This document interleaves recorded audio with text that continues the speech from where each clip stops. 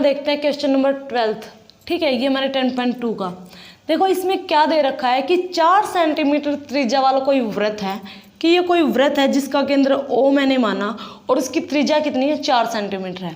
ठीक है, अब 4 सेंटीमीटर के वृत्त तो मैं पहले लिख लेती हूँ, त्रिज्या कितनी है मेरे पास, 4 सेंटीमीटर है। जहाँ पे भी त्रिज्या का काम आएगा वहाँ पे 4 सेंटीमीटर यूज कर लेंगे।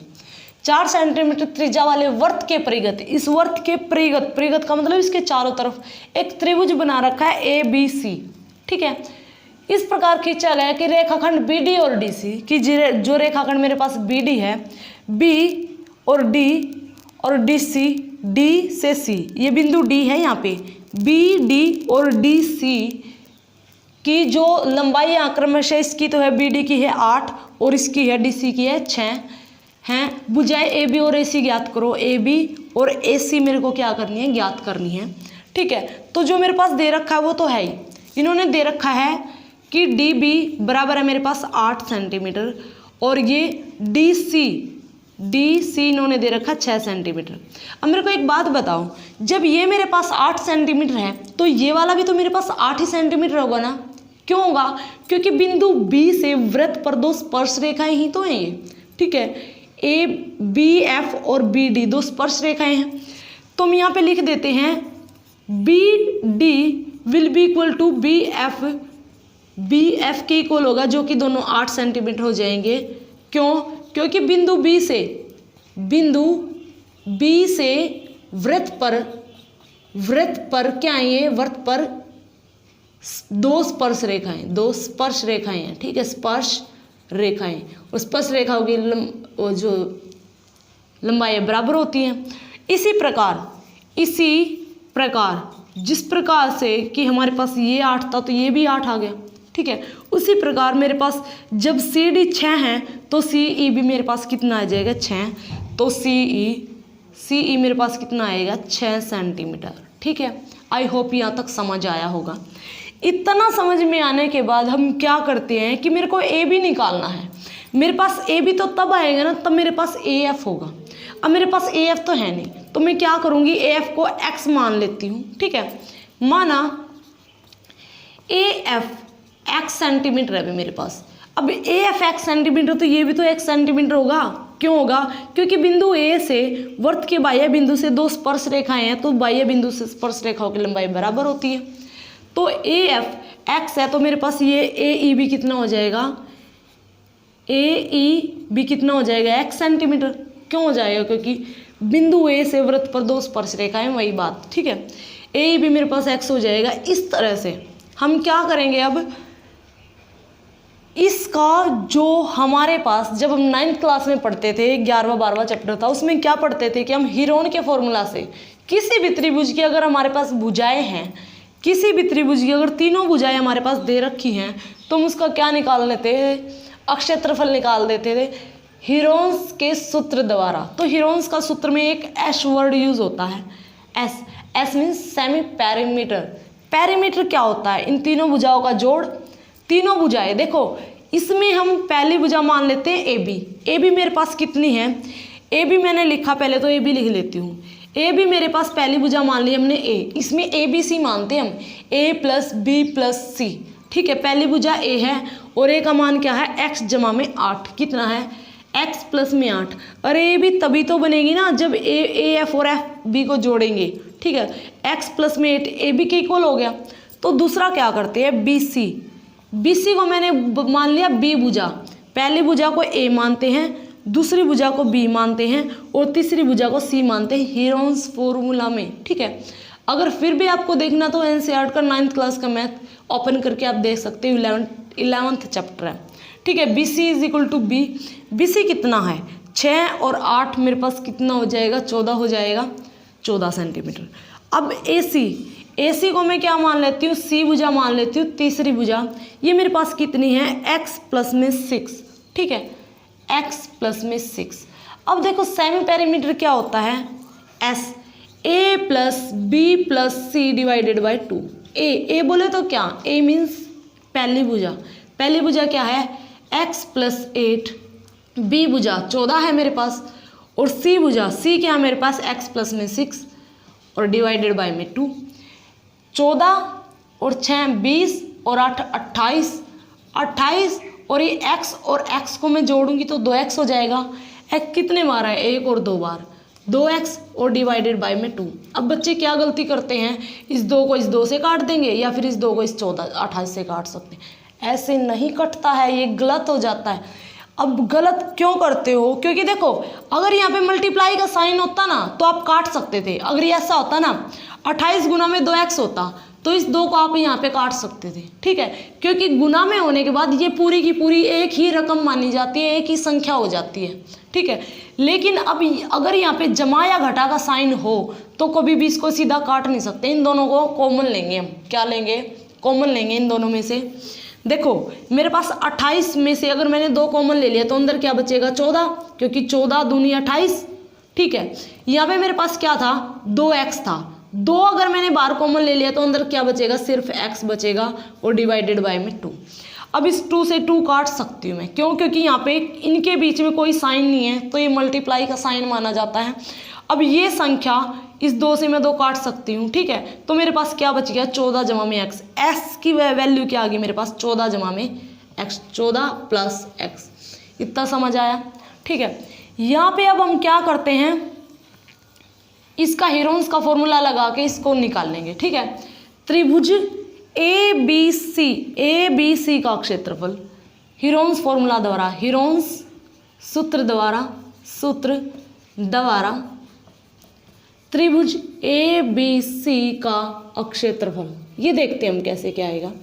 त्रिभुज ABC का क्षेत्रफल क्या आएगा, फॉर्मूला में s minus a, s minus b और s माइनस c, ये हमारे पास फॉर्मूला होता है, ठीक है, हीरोन्स के सूत्र द्वारा। अब ये देखो s मेरे पास क्या है, s बोले तो क्या, s क्या आया था, 14 जमा में x, 14 जमा में x, फिर s 14 जमा में x और माइनस में है मेरे पास a क्या है मेरे पास, पहली भुजा x घटा में 8। क्या मैं इसको ऐसे लिख सकती हूँ, x घटा में 8, x जमा में 8। ये गलत है, क्यों गलत है, देखो आप लोग तो कहोगे बिल्कुल ठीक है, s में से मैंने क्या किया, a लेस किया तो s ये रहा और a ये रहा और इनके बीच में माइनस का साइन, ठीक है। लेकिन फिर भी आप गलत लिख रहे हो, क्यों लिख रहे हो, क्योंकि s में से कंप्लीट a को मैंने क्या करना है, माइनस करना है, और यहाँ पे सिर्फ मैंने ये माइनस x मैंने माइनस किया है, 8 को तो मैंने प्लस ही कर दिया।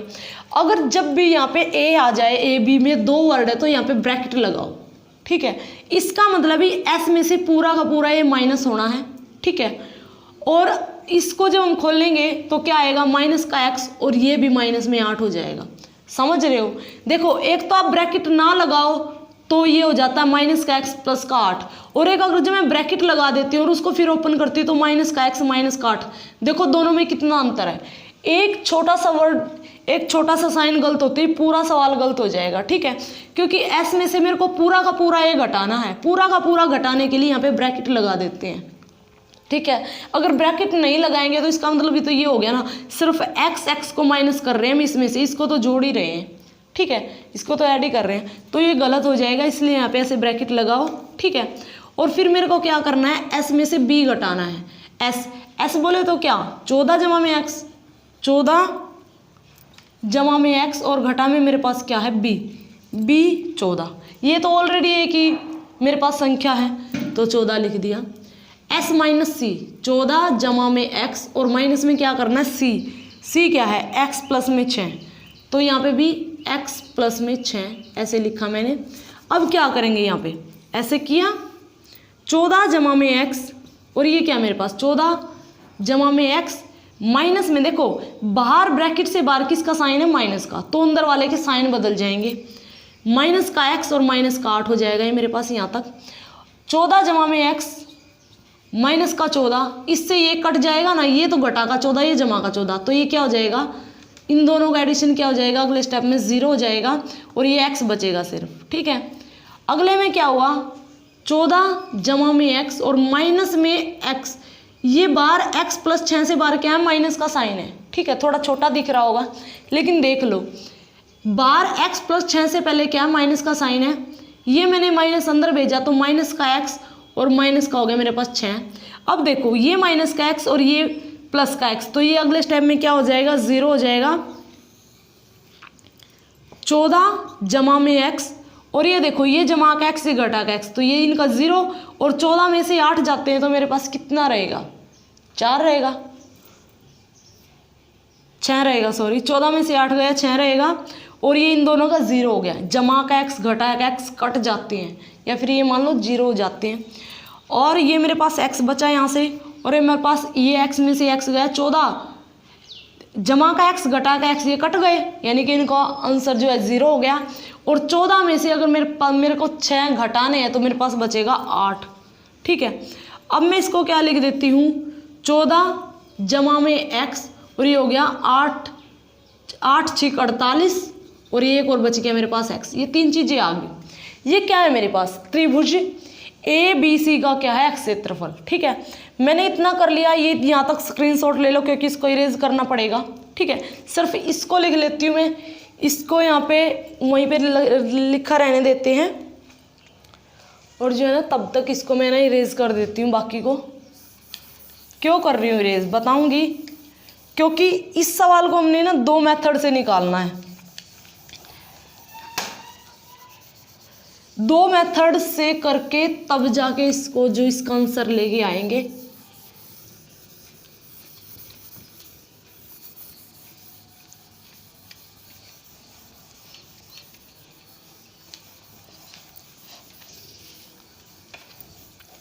ये मेरे पास क्या है, 14 जमा में एक्स और 48 और अंडर द रूट में एक्स। ये क्या मेरे पास त्रिभुज एबीसी का क्षेत्रफल, त्रिभुज ए बी सी का क्षेत्रफल क्या है मेरे पास, हीरोन्स फॉर्मूला से अंडर द रूट 14 जमा में एक्स पहला, दूसरा आया 48 और तीसरा आया एक्स। ये सारे के सारे क्या है, रूट के नीचे हैं। मेरे को एक बात बताओ, जब हम 8th क्लास में थे तब हम त्रिभुज का क्षेत्रफल पढ़ते थे। त्रिभुज का क्षेत्रफल निकालने का और क्या फॉर्मूला होता है कि भी 1/2 आधार बोले तो क्या, अगर ये मेरे पास त्रिभुज है तो ये मेरे पास आधार का काम करेगा। आधार गुणा में ऊंचाई, ऊंचाई भी कौन सी, जो सामने वाली भुजा से क्या बनाती हो, लंब बनाती हो। क्या बनाती हो, लंब बनाती हो। लंब का मतलब जो 90 डिग्री का कोण बनाती हो। ठीक है, तो 1/2 आधार गुना ऊंचाई होता है। ठीक है, अब यहाँ पे मैं क्या करती हूँ, इस त्रिभुज में ए बी सी को 3 त्रिभुजों में बांट लेती हूँ। इसको मैंने ओ से मिलाया और ओ को मैंने बी से मिलाया। ठीक है, अब मैं क्या करूँगी, ए ओ बी का क्षेत्रफल निकालूंगी। त्रिभुज ए ओ बी का क्षेत्रफल क्या होता है, 1/2 आधार इस त्रिभुज के लिए आधार ये होगा ना, क्योंकि देखो यहाँ पे जो मेरे पास त्रिज्या है वो क्या, त्रिज्या हमेशा स्पर्श रेखा पर लंब होती है, और लंब ऊंचाई तो लेते हैं त्रिभुज के क्षेत्रफल में। अभी मैंने बताया था ना पीछे, तो 1/2 आधार इस त्रिभुज के लिए आधार हो जाएगा ये वाला क्या, ए बी गुना में ओ एफ, इसका क्या हो जाएगा, ऊंचाई हो जाएगी लंबवत ऊंचाई ओ एफ। अब देखो मेरे पास क्या है, 1/2 ए बी कितना है मेरे पास, ए बी एक्स प्लस में 8। ठीक है, एक्स प्लस 8 ब्रैकेट में किया, और ओ एफ कितना है मेरे पास, ओ एफ ये 4 सेंटीमीटर त्रिज्या वाला वर्त है ना, तो इसकी त्रिज्या ही तो है ओ एफ। ठीक है, तो ये मेरे पास आ गई 4। देखो इसको मैं इसके साथ नहीं काट सकती, इस 2 को मैं 8 से नहीं काट सकती, क्योंकि 8 मेरे पास x के साथ एडिशन में है और इन दोनों के बीच में मल्टीप्लाई का साइन ना होके जमा का है। लेकिन इस पूरे के और इस 4 के बीच में तो गुना का साइन है ना, कोई साइन नहीं है। तो ठीक है, ये x + 8 और 4 के आपस में गुना में है, तो ये 2 को मैं इससे काट सकती हूँ। ठीक है, इस तरह से मैंने काट दिया, तो मेरे पास क्या बचा, ये मेरे पास बचा 2 गुना में x प्लस में 8। ठीक है, पहली बात खत्म, इतना समझ में आया। दूसरा देखते हैं हम इसी तरह से त्रिभुज, अब इसको मैं इससे मिला लेती हूँ, COB का क्षेत्रफल, त्रिभुज COB का क्षेत्रफल निकालती हूँ। क्या आएगा, 1/2 आधार कितना है मेरे पास, CB गुना में ऊंचाई कितनी है, ऊंचाई ये होगी ना जो 90 डिग्री का कोण बनाए, OD ये क्या है यहाँ पे, D है, क्या है यहाँ पे, OD 1/2 CB कितना मेरे पास, CB 6 और 8 14 गुना में OD 4। ठीक है, त्रिज्या ही तो है वृत्त की। क्या ये ओ दिख रहा है आपको? जूम करके देख लेना, ओ डी 4 सेंटीमीटर, क्योंकि वृत्त की त्रिज्या है। 2 एकम 2, 2 सत्ते 14, 7 गुना में 4, 7 चौके 28 मेरे पास आ जाता है। अब देखते हैं इसमें ए ओ सी का क्षेत्रफल। त्रिभुज ए ओ सी का अक्षेत्रफल ये क्या आएगा मेरे पास? 1/2 आधार। आधार बोले तो क्या? AC, ठीक है, AC आधार होगा ना, और ये हो जाएगी लंबवत ऊंचाई जो 90 डिग्री का कोण बनाती है आधार के साथ। AC गुना में EO ये आया 1/2। AC कितना है मेरे पास? AC 6 जमा में x, ठीक है, 6 जमा में x, और EO तो फिर से वृत्त की त्रिज्या है, और वृत्त की त्रिज्या 4 सेंटीमीटर थी। अब देखो इसको मैं इसे काट नहीं सकती क्योंकि इन दोनों के बीच में प्लस या फिर साइन, तो ये पूरा का पूरा इस 4 के साथ गुना, तो 2 दूनी 4, यह आ जाएगा 2, और 6 जमा में x, 6 दूनी 12 जमा में 2x की, इस 2 के अंदर गुना कर रखी है मैंने। 2 की 6 से की तो 12, और 2 की x से करी तो 2x, ठीक है। और इसकी भी हम यहाँ पे गुना कर सकते हैं। 2 की मैंने x से मल्टीप्लाई की तो 2x, और 2 की 8 से की तो 16, ठीक है। आगे भी कर सकते हो, यहीं पे भी कर सकते हो, कोई फर्क नहीं पड़ना। अब देखो ये मेरे पास क्या है? त्रिभुज का क्षेत्रफल है, ठीक है। और ये भी मेरे पास, अगर मैं इन तीनों त्रिभुजों का क्षेत्रफल जोड़ दूं, AOB, COB और AOC का, इन तीनों का क्षेत्रफल मैं जोड़ दूं तो त्रिभुज ABC का क्षेत्रफल बनेगा ना। तो 1, 2 और 3 से त्रिभुज ABC का क्षेत्रफल क्या हो जाएगा मेरे पास? इन तीनों को जोड़ दूंगी ना मैं, ठीक है, इन तीनों को जोड़ दूंगी। ABC का क्षेत्रफल कैसे आएगा? AOB का क्षेत्रफल त्रिभुज AOB का क्षेत्रफल जमा में त्रिभुज COB का क्षेत्रफल, त्रिभुज COB का क्षेत्रफल प्लस में AOC का क्षेत्रफल, त्रिभुज AOC का क्षेत्रफल, ठीक है। इन तीनों को मैंने जोड़ा तो मैं क्या लिख दूंगी यहाँ पे? त्रिभुज ABC का त्रिभुज AOB का क्षेत्रफल क्या आया है? 2x जमा में 16, इसका क्षेत्रफल 2x जमा में 16, 2x जमा में 16।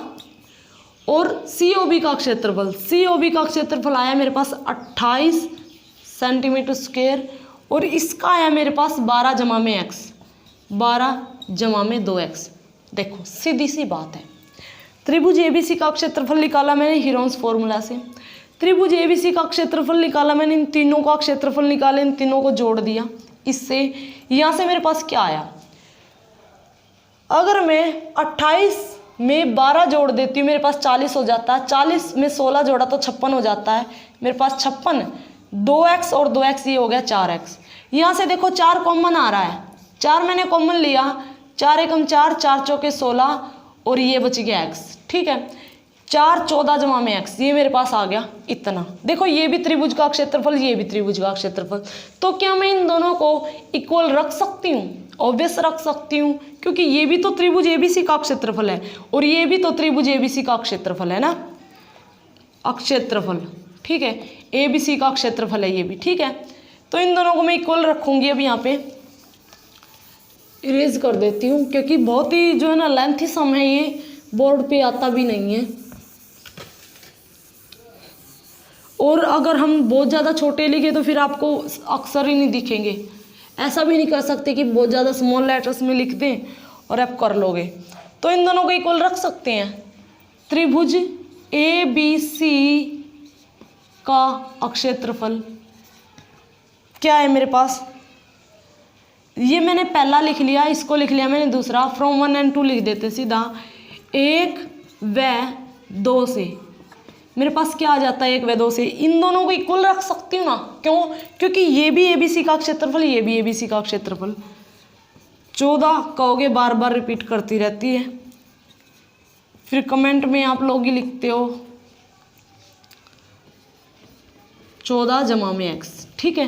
ये लिखा मैंने, ये अंडर है, उधर जाएगा तो स्क्वायर में बदल जाएगा ना, इस चीज़ का स्क्वायर हो जाएगा 4, 14 जमा में x, इसका क्या हो जाएगा? स्क्वायर हो जाएगा। अगर ये मैं इसका अंडर हटाती हूँ तो इसको मैं यहाँ से इरेज कर देती हूँ, मेरे को क्या करना है, ठीक है। ये मैंने यहाँ से इरेज कर देती हूँ, 14 जमा में x और 48 और ये मेरे पास x, ठीक है। ये मैंने स्क्वायर किया तो स्क्वायर का मतलब ये स्क्वायर है तो इसका भी स्क्वायर है, इसका भी स्क्वायर है, 4 का स्क्वायर अलग से और 14 जमा में x का स्क्वायर क्या है अलग से। इस 14 जमा में x के स्क्वायर को मैं 2 बार लिख सकती हूँ, 14 जमा में x ऐसे, ठीक है। 4 का स्क्वायर हो जाएगा मेरे पास 16, अगले स्टेप में लिख देना, ठीक है। अब ये इधर है, ये इस तरह से 14 जमा में x और 48 और ये चल रहा है मेरे पास x। अब ये देखो अगले स्टेप में 16 को मैं इसके नीचे ले आऊँ और 14 जमा में x को वहाँ पे लेके चली जाऊँ। 16 को मैं यहाँ 48 और गुना में x यहाँ पे है और ये अभी 16 को यहीं पे रहने दो, आप कंफ्यूज हो जाओगे अदरवाइज फिर। 14 जमा में x, ठीक है।